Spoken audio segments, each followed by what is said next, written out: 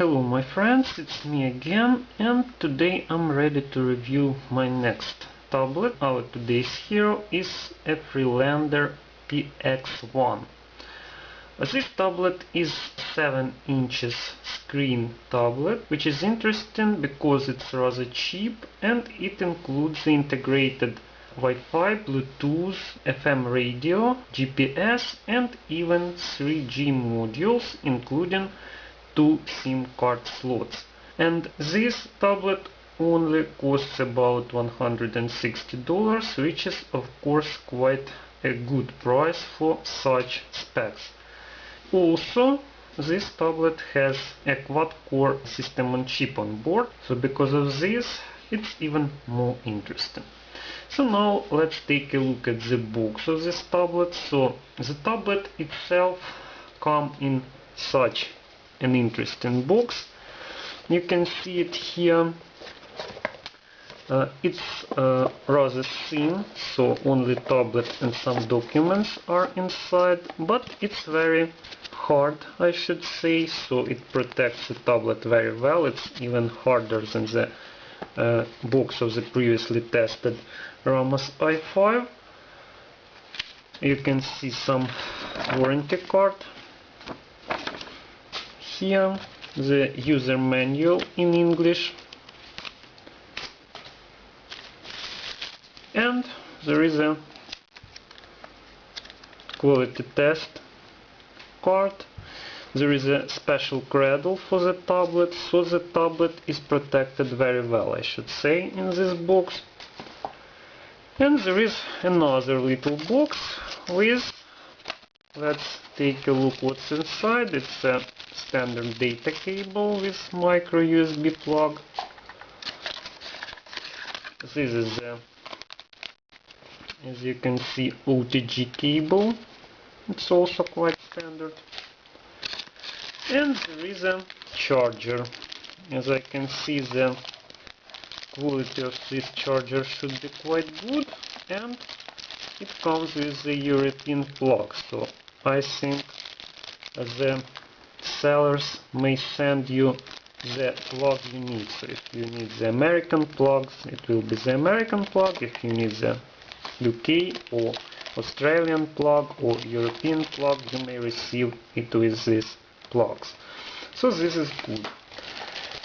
And now let's take a look at the tablet itself.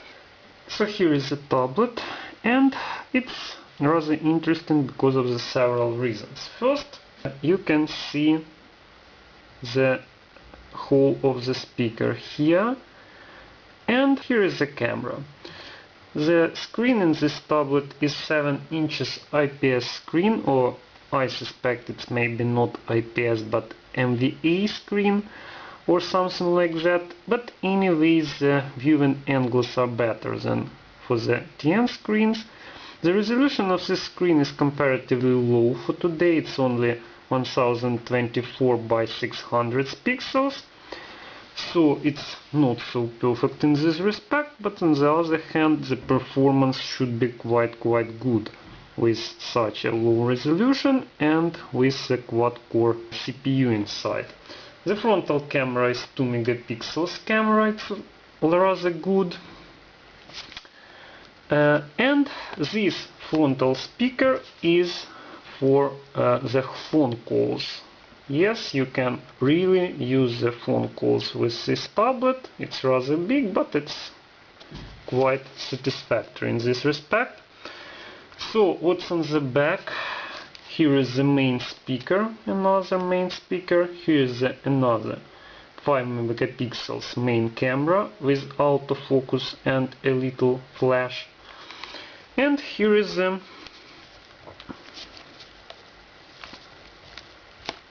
special dock. You can see the 2 SIM card slot. It's a mini SIM card standard slot. And here is the reset button.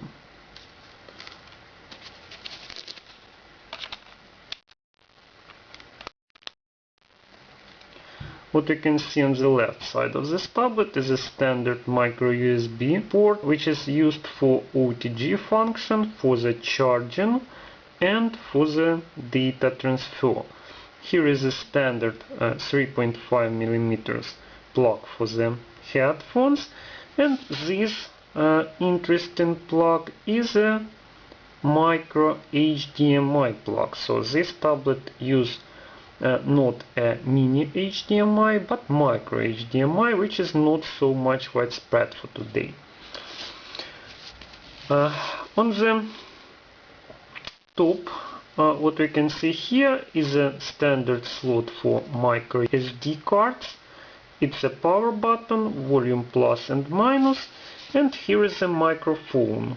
Again, I should repeat, this tablet may be used for phone calls, so this microphone is really needed here. And nothing else actually. So maybe it's time to turn the tablet on.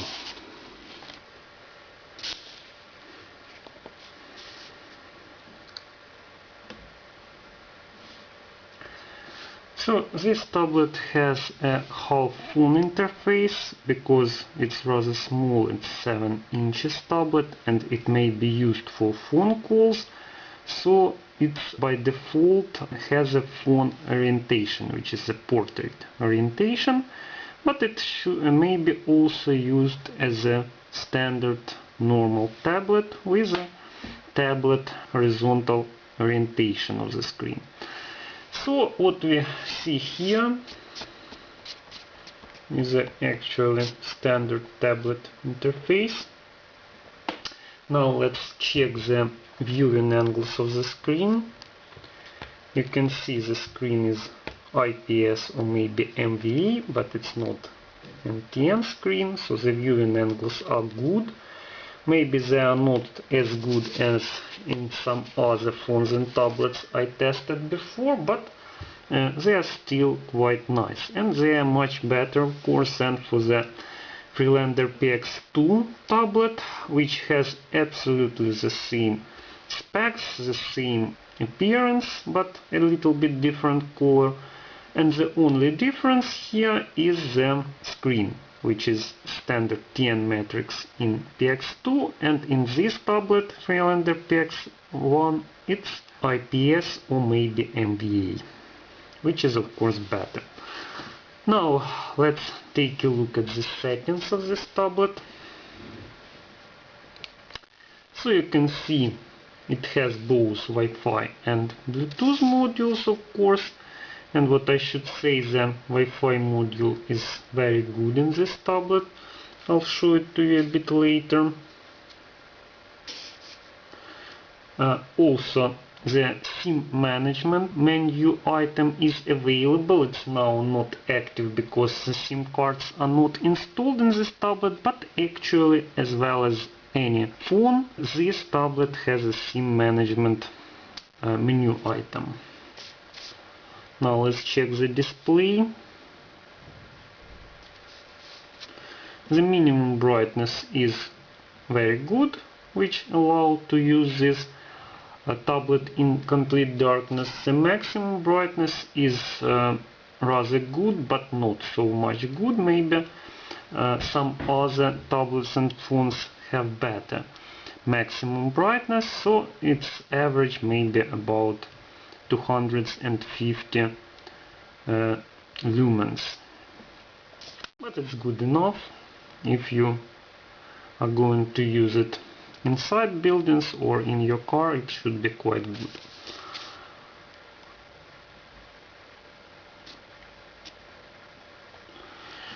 Now about the storage. This tablet has 1 GB of random access memory, and it has also 8 GB of flash memory. So if you need more memory, you should use a micro SD card, which can be easily installed here, and the maximum capacity of such card is 64 GB, which is more than enough, of course. Now let's take a look at the battery.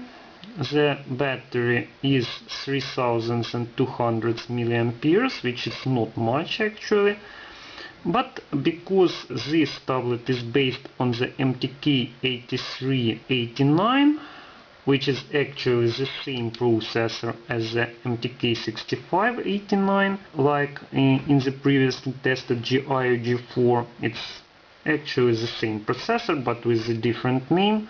MTK8389 is designed for the tablet specially, and MTK6589 is based for the phones, but there is no technical differences. Both processors have 4 Cortex-A7 1.2 GHz CPU cores.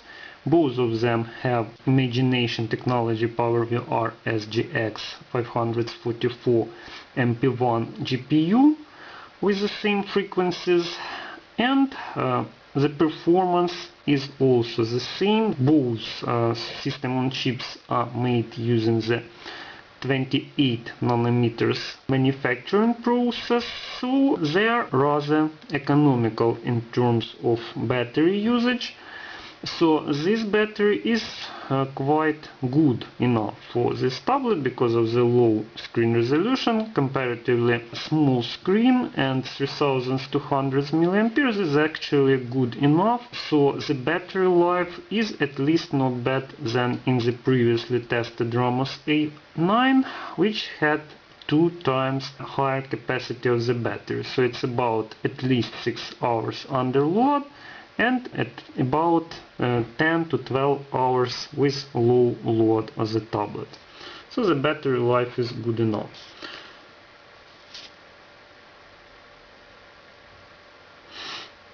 Now this tablet also supports GPS because it is based on the almost phone chipset, so it also supports Wi-Fi, Bluetooth, FM radio, GPS and 3G. So GPS is supported, and I should say it works very well. I'll show it to you a bit later.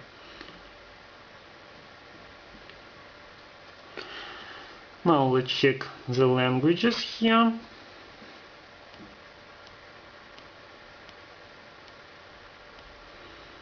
You can see this tablet supports all the languages of the Android, so actually the range of languages is good.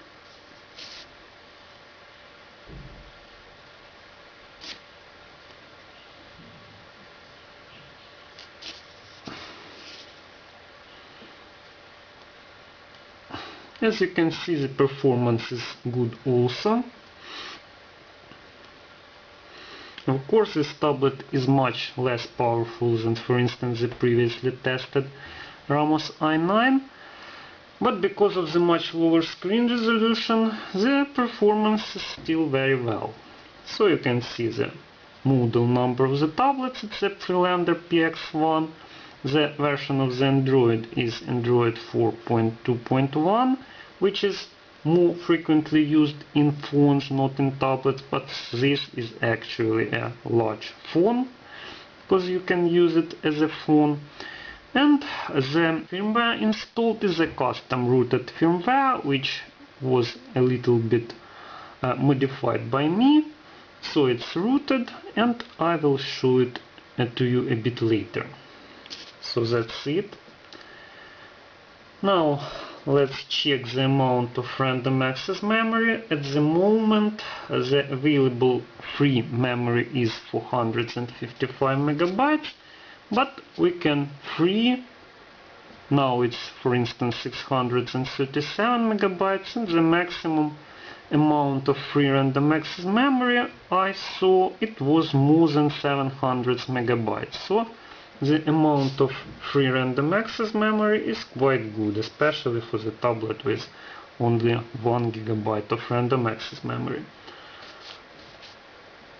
Now let's take a look at the information about the tablet.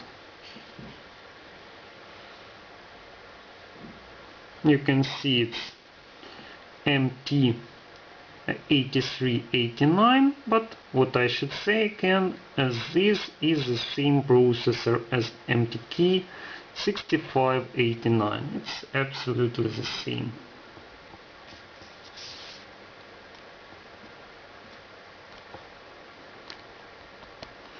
You can see the tablet supports 5 touches. It's a standard value for such tablets. And now let's check the touchscreen in details. I should say absolutely no problem with this touchscreen, I like it. As you can see, all 5 touches may be used simultaneously without any problems. The touch is quite sensitive.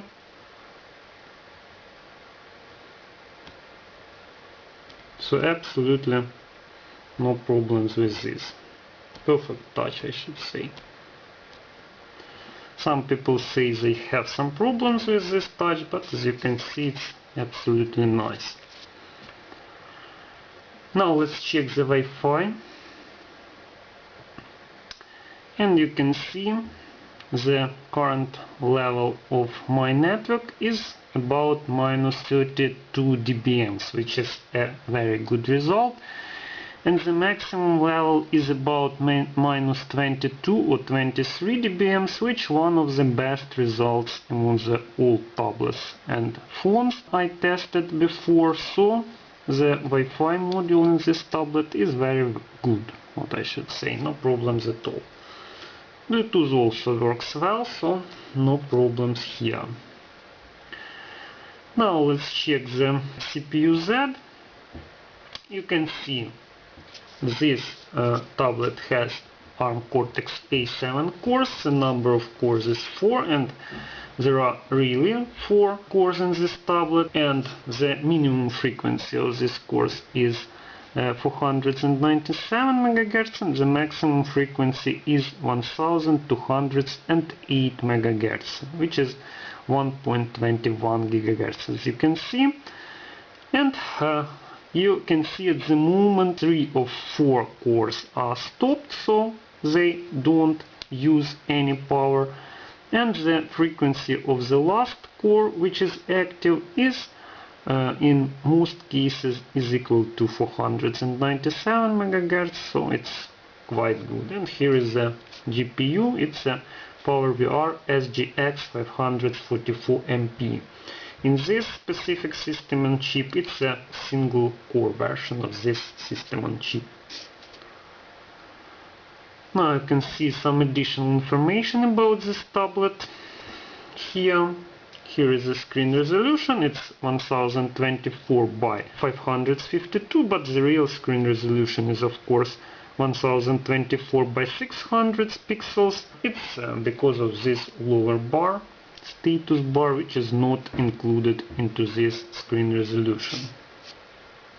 Here is information about the battery. The temperature of the battery changes, but it's not changes correctly. The range is from 23 to 25 degrees Celsius only, so you shouldn't believe this battery temperature. But the battery level is reflected quite well, absolutely no problems here. So you can see the voltage at the moment is 3814 millivolts, and the battery level is 69%, which is about true. Now let's check the sensors. You can see a lot of sensors, but most of them are not active, and only the 3-axis accelerometer is active at the moment, and it's really so only the accelerometer is available. Unfortunately, despite this tablet may be used as a phone, neither proximity sensor nor light sensor, which are traditional for most of phones based on the MTK processor, are not available here, unfortunately.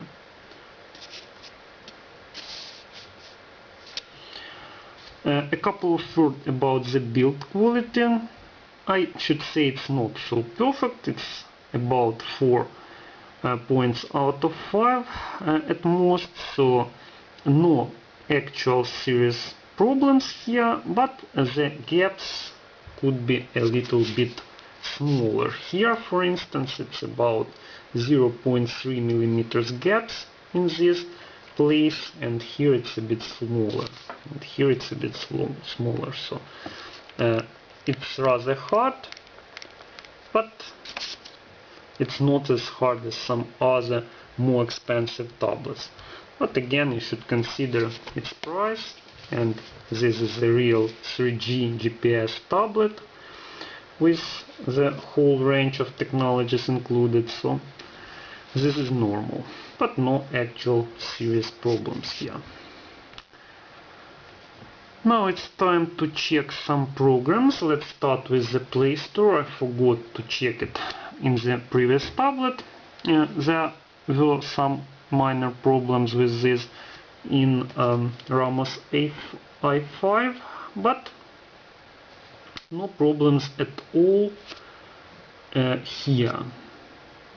So this tablet, because it's based on the MTK processor, and almost all the tablets and phones based on the MTK processor have absolutely no problems with the Play Store, so all the programs are available. You can use and install them all, absolutely no problems here. And of course all my traditional programs are available, and all of them run quite well without any problems. This tablet is based on the traditional ARM architecture. It's ARM v7, Cortex A7. It's a most widespread architecture for the Android tablets and phones for today, so absolutely no problems with the compatibility. Now let's check the YouTube.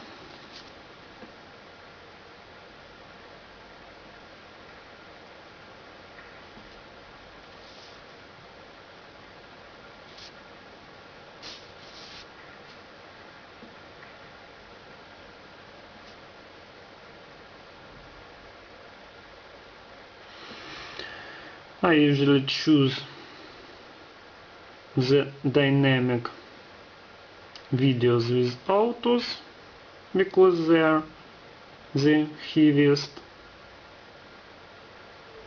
usually. So let's check it. This tablet fully supports HD video. It also supports the Full HD up to 30 frames per second, both decoding and encoding.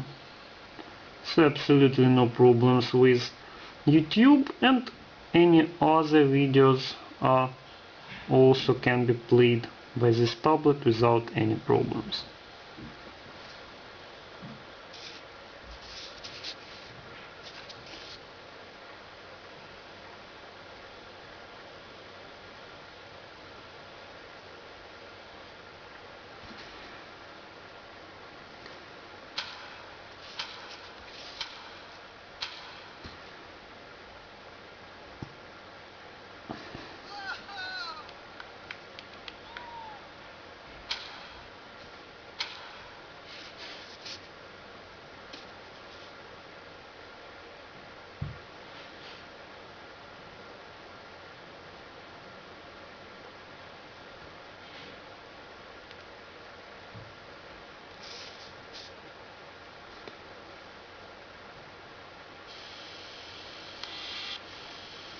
So you can see this tablet supports HD video in YouTube, and absolutely no problems with video playing. It's all quite fluent and nice.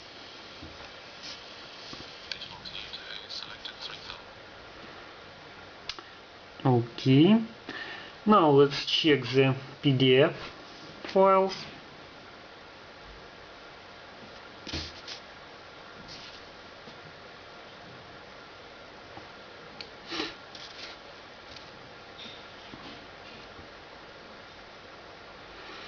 This tablet has comparatively low screen resolution and comparatively powerful 1.2 GHz quad-core CPU, so you can see the PDF files are very fluent. Here maybe even a bit more fluent than for the Ramos i9, but Ramos has almost 4 times higher screen resolution, so of course the load is much higher there.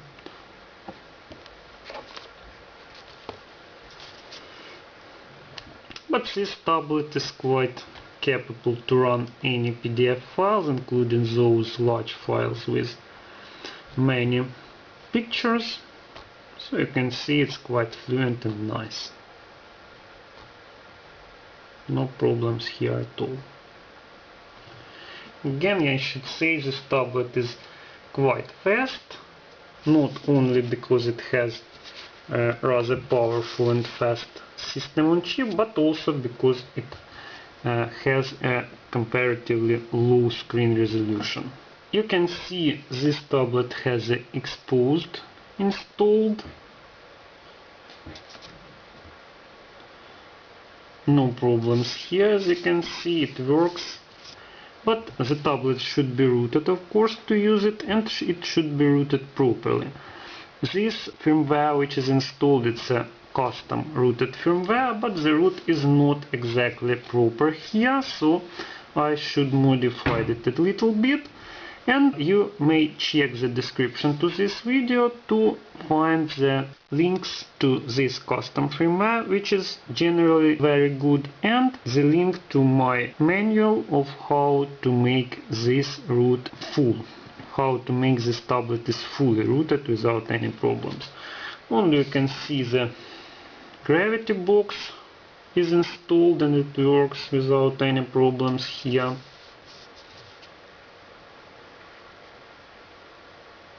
You can see it here.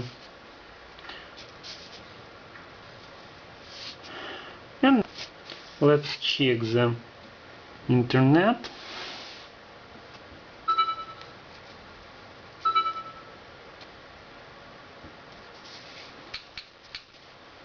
Traditionally, let it be the BBC News.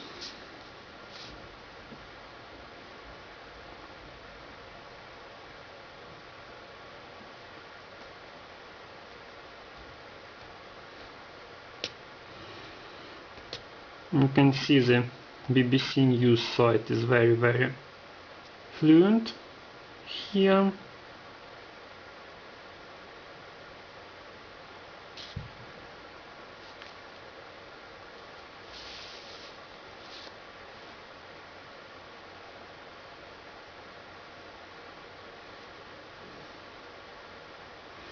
You can see many interesting things are happening now here in Ukraine.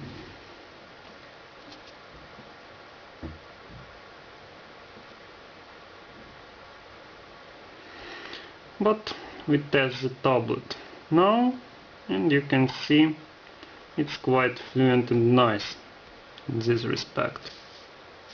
So no problems here also. Now let's check the Google Maps.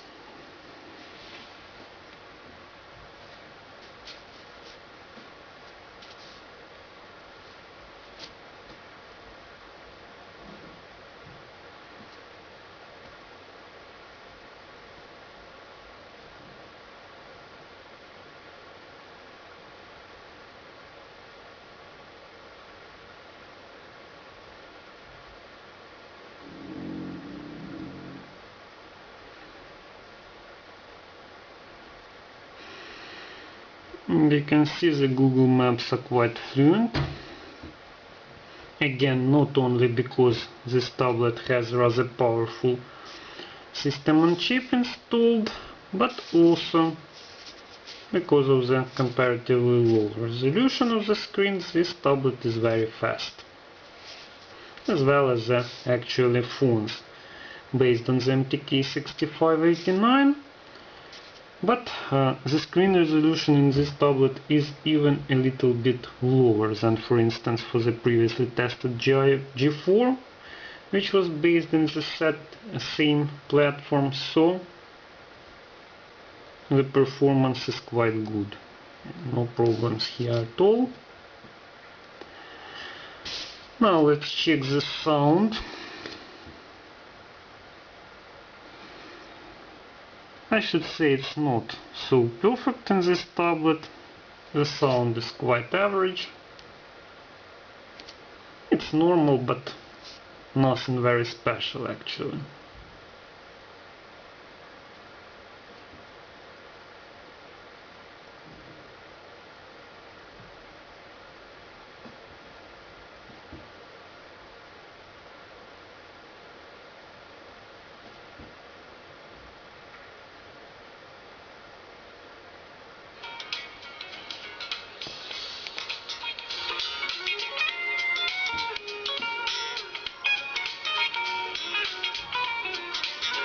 You can hear the sound.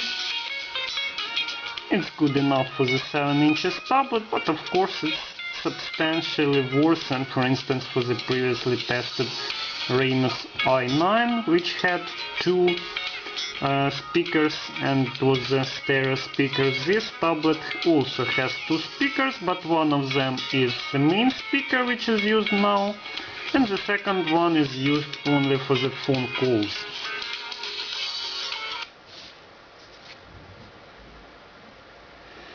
Also, you can see this tablet supports the SIM toolkit. Now it's not active because no SIM cards are installed at the moment, but it can be easily used if the SIM cards are installed. Also, as I already said, this tablet has 2 cameras, and I can show you the examples.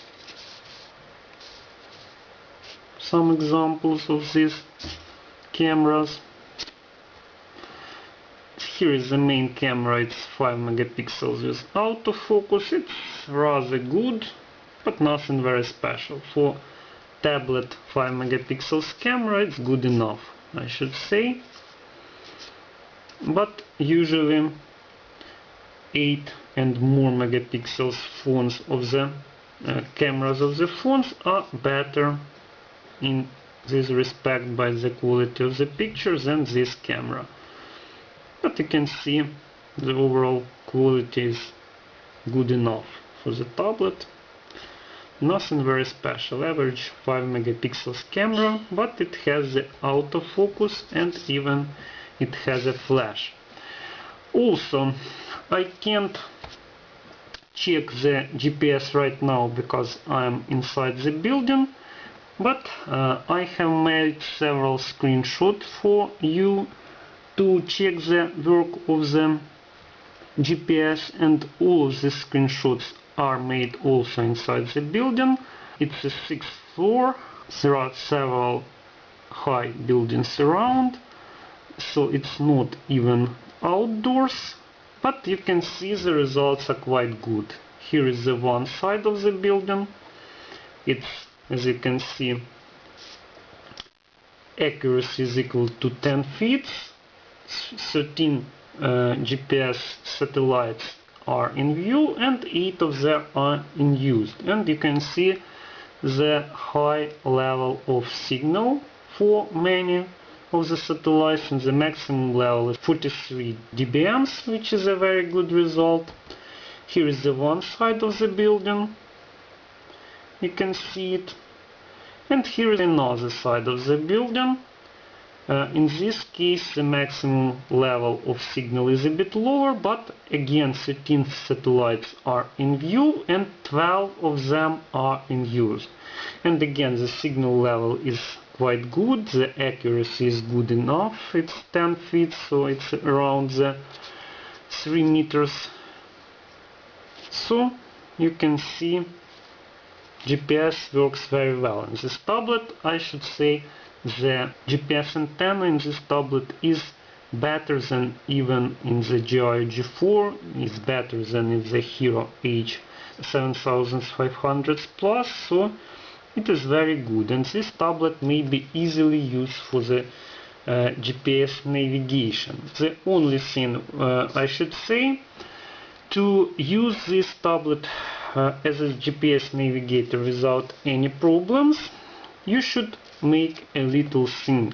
You can see the GPS EPO assistance is on and AGPS is on also, so you should always use these settings on, and before any trip, it's better to renew the EPO file. You can see the file is fresh, so if you want to write somewhere, you better should download this file again, you can see. And there will be absolutely no problems with GPS. Believe me, the tablet usually have around 7 satellites during the first 30 seconds of GPS testing after the EPO settings are renewed. So this is it. And now we can continue with the performance testing. And let's start as usual with the AnTuTu benchmark.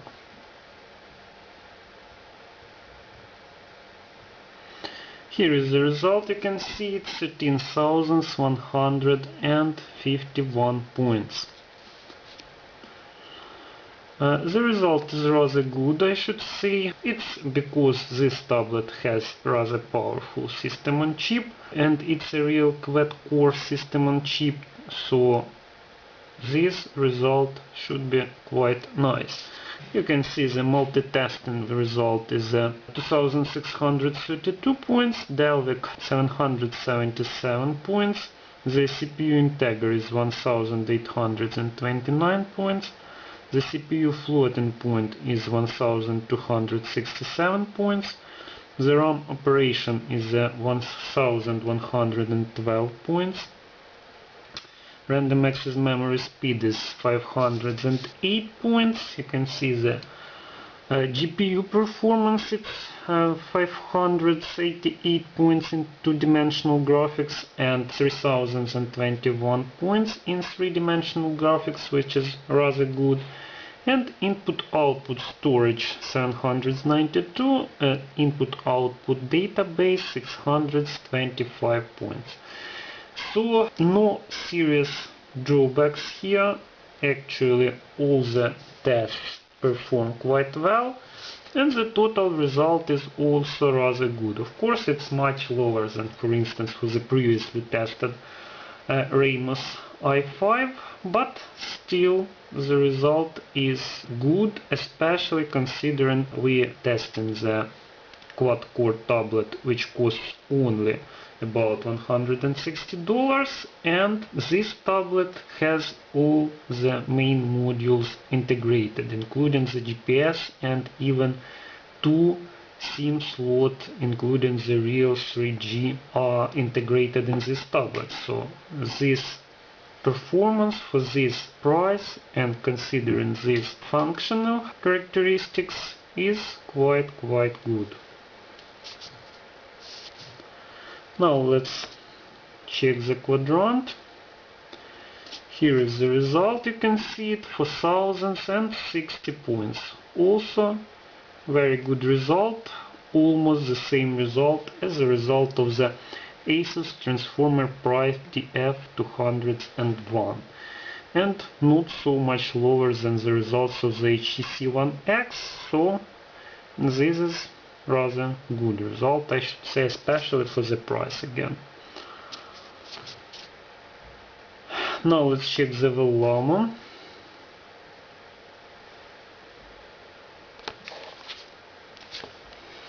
The result here is 1475 points in HTML5 and 443 points in Metal. Again, the results are expected. These are the normal results for this platform, so of course they are lower for the previously tested Ramos i9, for instance, but still, again, for this money, for this functionality, the results are very good. It's about the results of Rockchip 3188, just a little bit lower. And you can check the details. It's about the results of the LG Google Nexus 4 with the Android 4.3 for the HTML5, which is more than simply good, as you can see. And it's about the results of the HTC One X, even a little bit higher, in the Metal. So the results are very good again.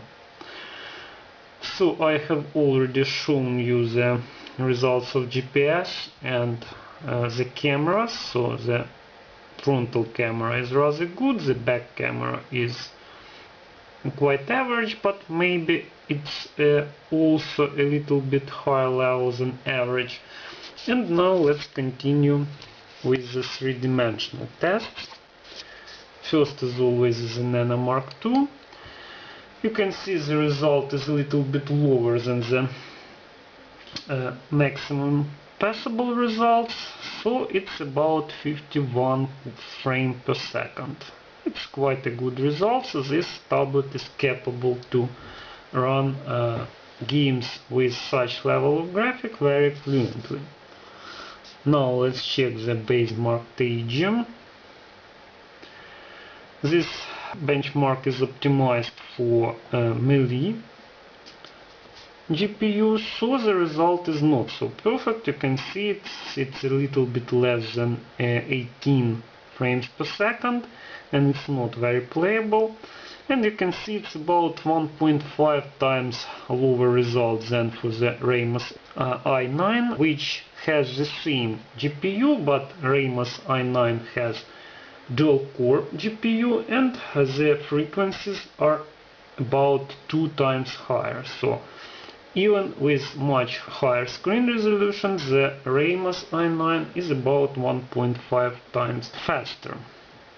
And in other graphics tests, the difference is about the same. So with the native screen resolution, this tablet Freelander PX1 is about 1.3, about 1.5 times slower than, for instance, the Ramos i9, with again the native screen resolution, which for Ramos is equal to 1920 by 1200 pixels.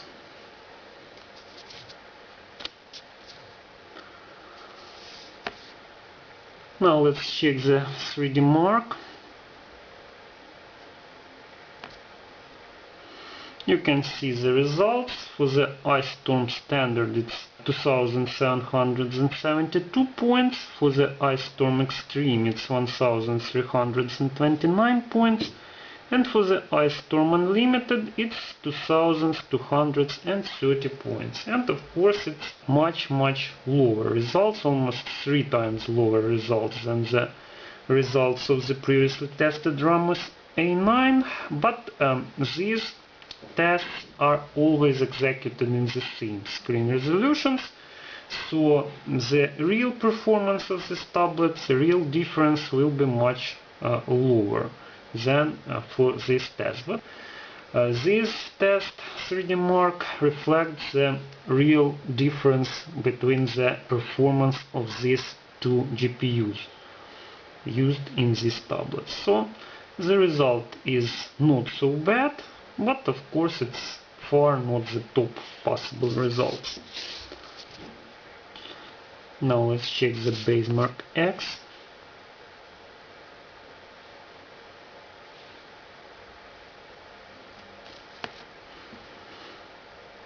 Here is the result. You can see the on-screen result is just a little bit lower than for the previously tested Ramos A9. For the Ramos it was about 6.5 frames per second, and for this tablet Freelander PX1 the result is a little bit higher than 5 frames per second. It's for the on-screen mode, but if for Ramos the on-screen and off-screen modes were almost the same results, for this tablet you can see the off-screen mode gives only about 2 frames per second. Maybe the amount of random access memory is a little bit not enough for this test, so the results are 3 times lower than for the previously tested Ramos. But still, we should consider mainly the on-screen results, because all the games, for instance, are usually executed in the on-screen mode. So in this mode the performance is quite satisfactory.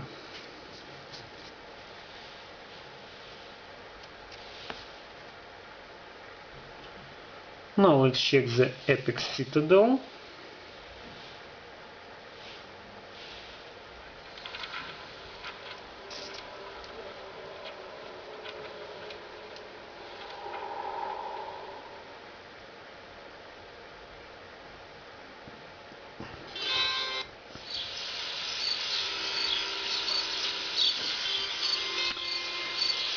First, let's check it in high performance mode, because for this tablet it's the most compatible mode. Maybe here is the high performance mode.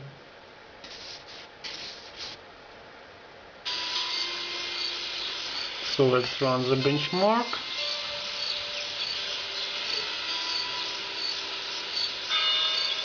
You can see the performance is really good. The tablet is really fast, absolutely fluent. This test is very well optimized, and this test is better for the PowerVR GPUs. It runs better on these GPUs than on Melee GPUs, for instance, despite the previous tests like Benchmark X, for instance, are more optimized for the Melee GPUs. And you can see the performance is higher than 60 frames per second, almost in all cases, so it's very good.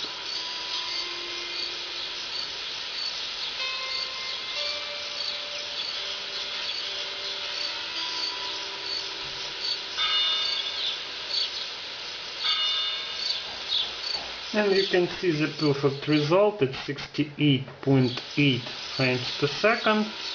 Maybe the screen sync is disabled in this test, so the result is even higher than 60 frames per second, and this result is very good, of course. Now let's skip the high quality mode, because the results are usually quite close, and use the ultra high quality mode. Of course it will be much slower. The resolution will be 100% as usually. So let's check this mode.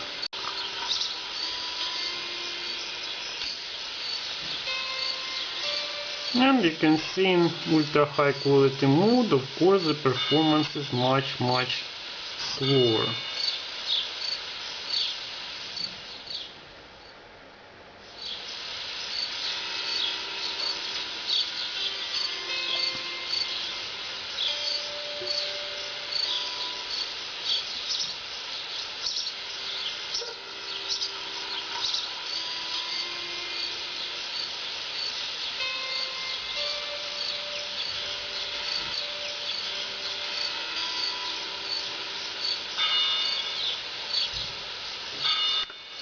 And the result is 28.7 frames per second in ultra high quality mode, and still I should say this result is very good, especially for such an inexpensive and fully functional tablet like this.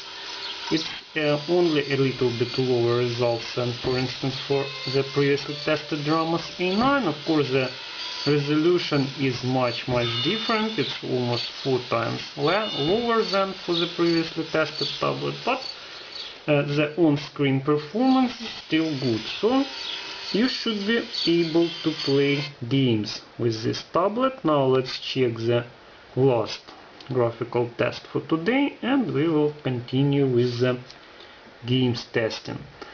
So here are the results. T-Rex off-screen only 2.2 frames per second. In on-screen mode it's already 5.2 frames per second, which is better of course, but still not so fast. The Egypt HD off-screen mode is 8.6 frames per second, the on-screen mode is 13 frames per second, and in on-screen mode it's still much slower than, for instance, the previously tested Ramos A9. It's more than 2 times slower. The fill rate is 425 megapixels in off-screen mode and 363 megapixels in on-screen mode, and it's about 3 times lower results again than for the previously tested Ramos A9. It's because Ramos has dual-core GPU, and the frequencies of the GPU is also higher, much higher, so the difference is substantial. But still, these results should not be considered as low because the tablet is rather cheap, and we continue with the testing of games now. So let's check what this tablet is capable for.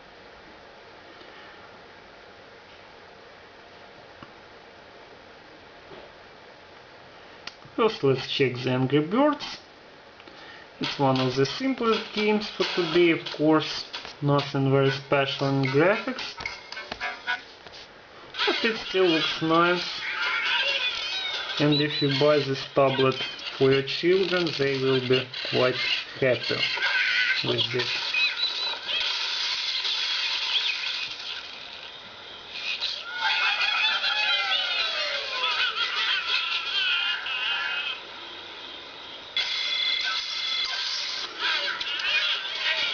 You can see it's perfectly fluent as expected.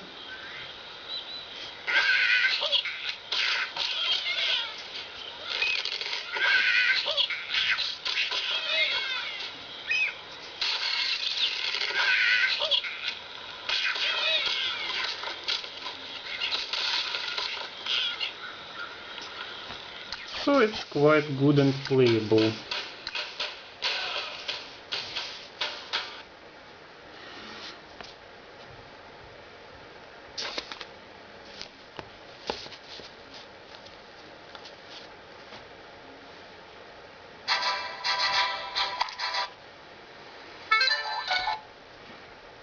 The rope is also quite simple for most of the tablets and phones for today.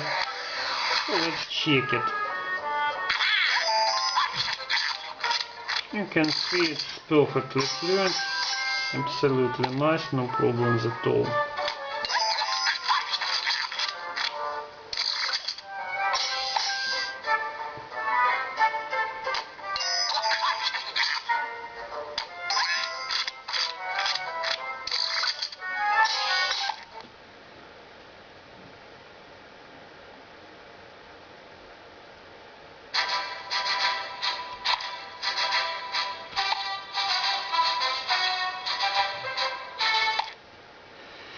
Now let's continue with the three-dimensional games.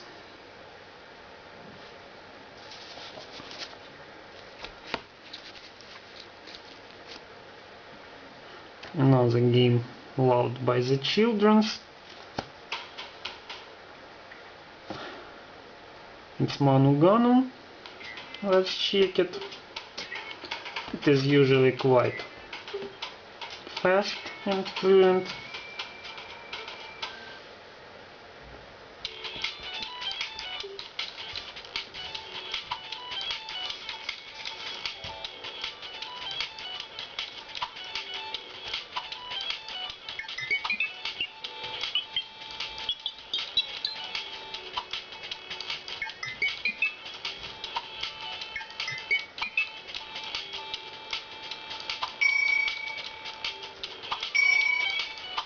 And you can see it's perfectly fluent, just as expected, no problems at all.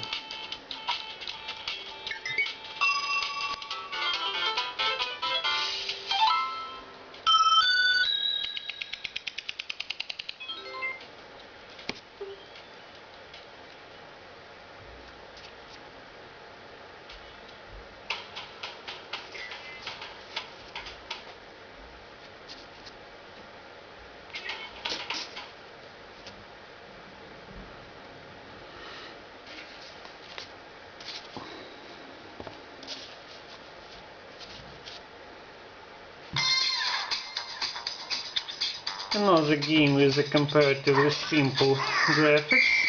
It's a Subway Surfers.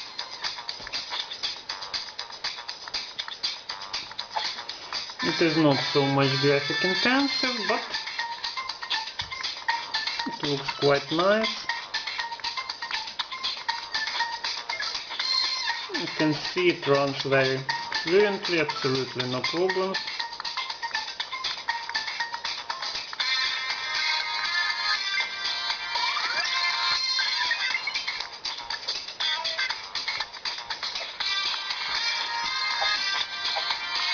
problems at all.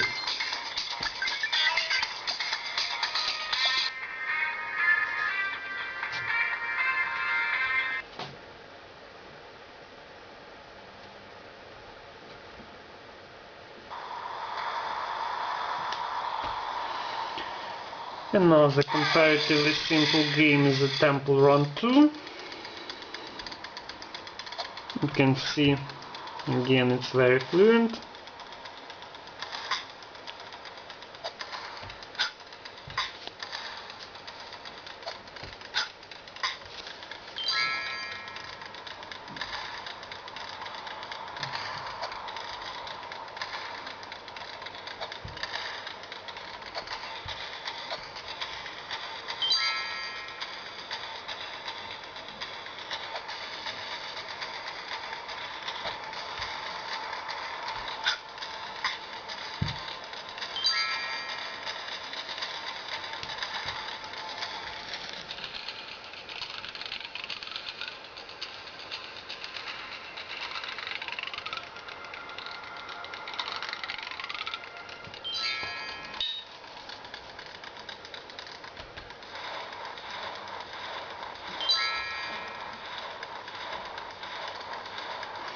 So you can see no problems at all here. This game is also quite fast and fluent.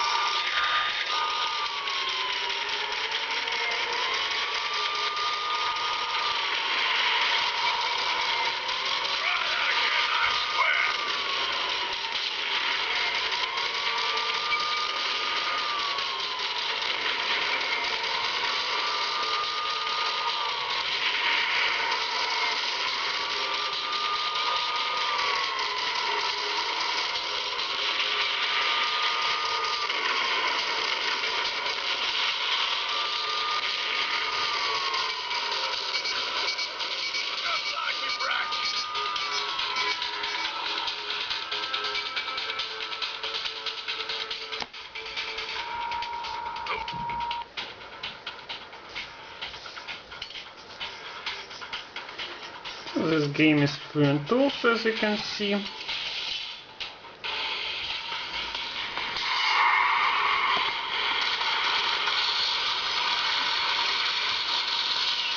The Death Rally is not so graphic intensive for today, but it still looks nice.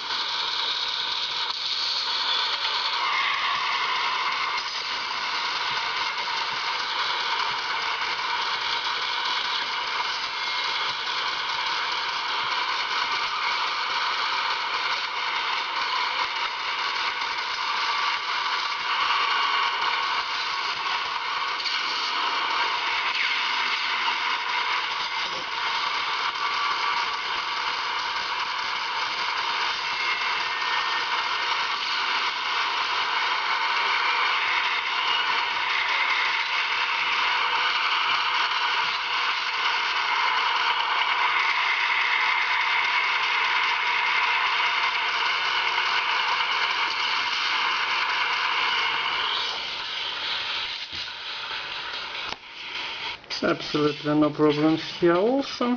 You can see it's quite fast.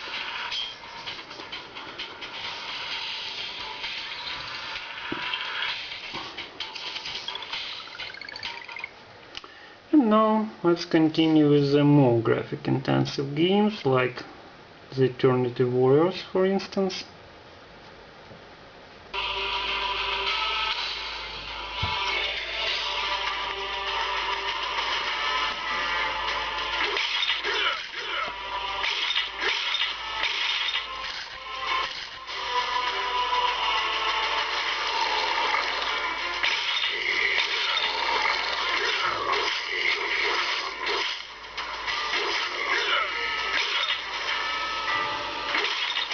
can see the Eternity Warrior is as fluent as it can be.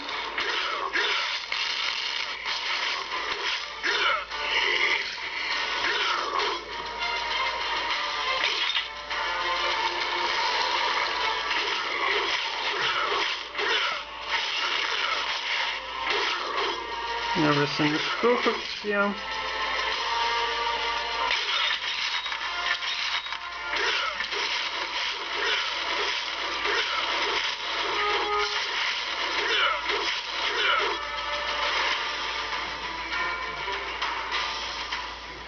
Absolutely no problems.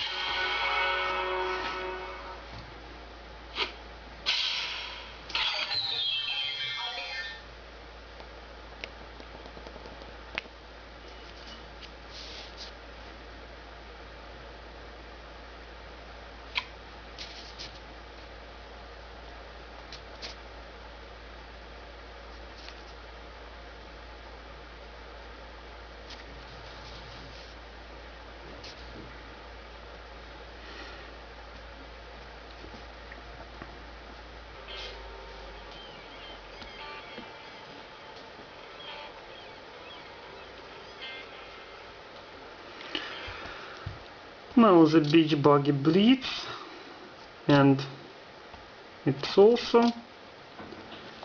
very well optimized for the PowerVR GPU. So let's try the maximum possible resolution and let's check the performance. So it's the maximum possible level of graphics, and you can see the performance is quite fluent, absolutely no problems. Thanks to comparatively low screen resolution, all the games so far run quite fluently, no problems. But still the pixels density is not so low in this tablet, it's about 170 pixels per inch, so the pixels are visible, but they are not so large as, for instance, in the 9.7 inches tablet with the resolution 1024 by 768 pixels. So actually they are not so huge, and maybe you can live with it.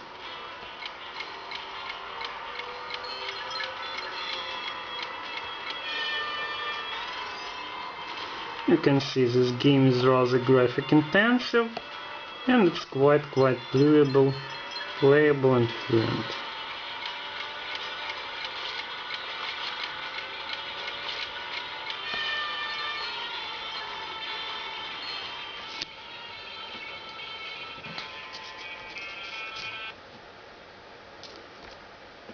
Even more graphic intensive game, it's a Minion Rush.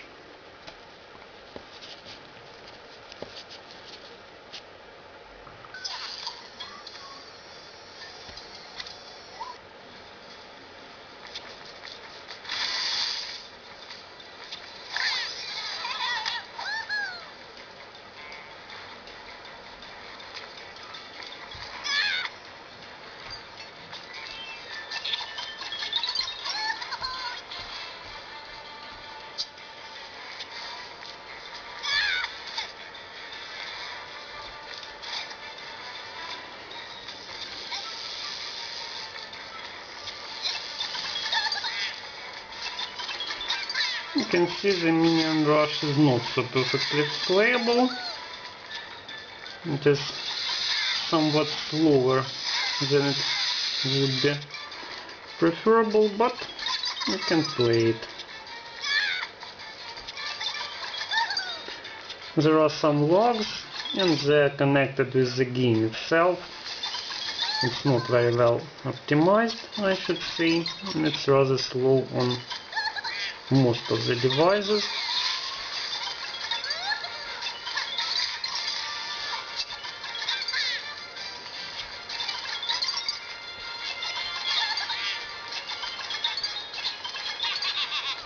Let's still you can see it's rather playable.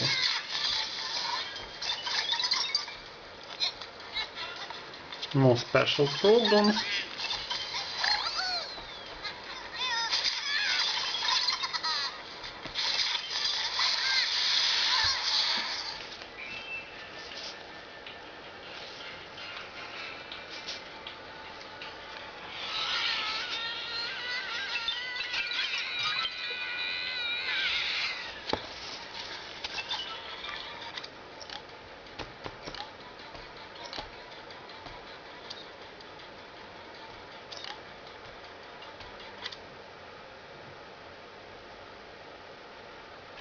And maybe the last game for today, it's the most graphic intensive game, Dead Trigger 2. Let's try and play it.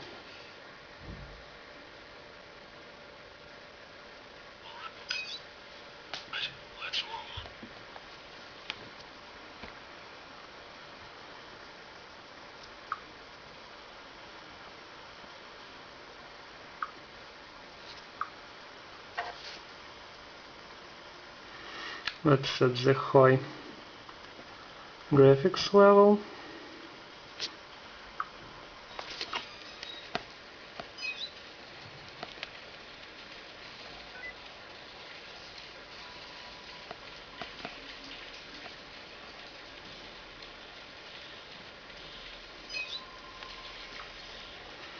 And you can see this game is very well optimized, so the performance is very good.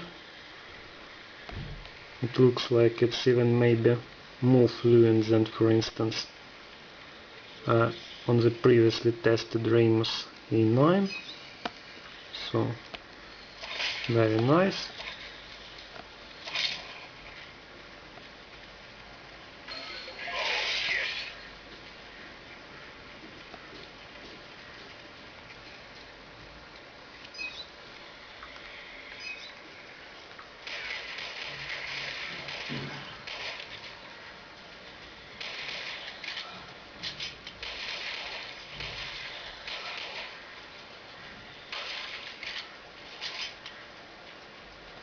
You can see it's very fluent, really.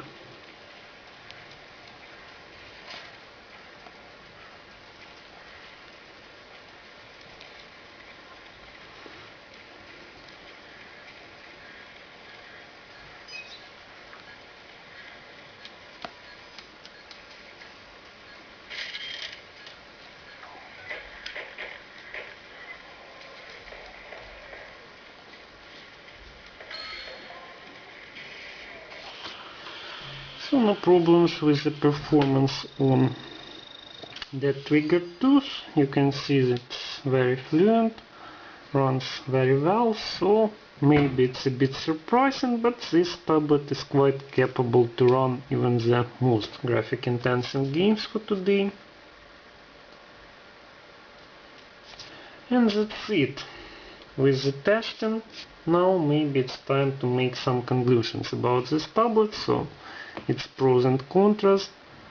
First, let's try to define its negative sides, its drawbacks. Let's start with the screen maybe. So it's not so big, it's only 7 inches screen, so it's not such a big tablet, and the resolution is also not so nice. It's 1024 by 600 pixels only, so the pixels density is equal to about 170 ppi, and it's not such a good result for today, so it's quite average. On the other side, this low screen resolution gives the tablet the ability to run very fluently, and you can see in performance test it performs quite well.